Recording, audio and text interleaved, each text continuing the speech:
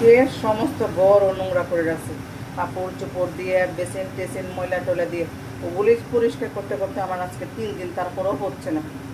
কি করব, আর মানুষও পাচ্ছি না, একা একা নিজে নিজে করি, বলার কিছু নাই, বলার কিছু নাই, কি বলবো, কাকে বলবো।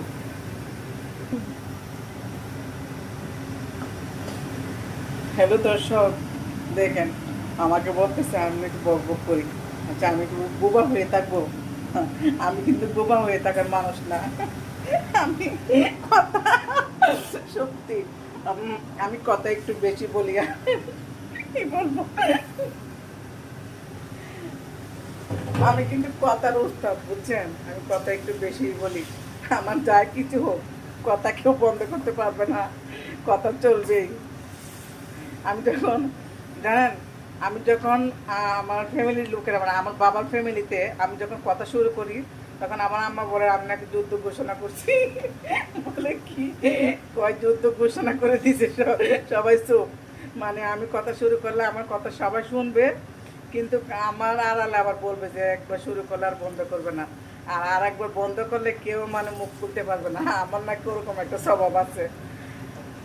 এই জন্য আমি কথা শুরু করলে কেউ আমাকে থামতে বলে না, কারণ আমার রাগ উঠে গেলে আবার যদি কথা বন্ধ করে দিই, তখন নাকি ওদের খারাপ লাগে।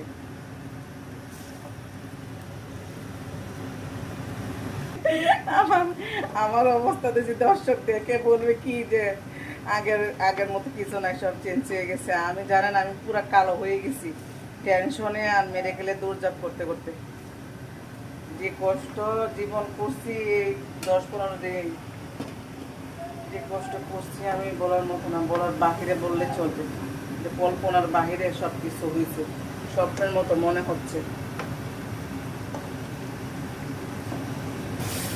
তো বন্ধুরা, এই যে পুরান মাছের মধ্যে আমি বেলুম্বু চিপে ছেড়ে দিছি, বেলুম্বুর কিছুটা রস ফেলে দিতে হয়, নাহলে আবার বেশি টক মিললে খাওয়া যায় না।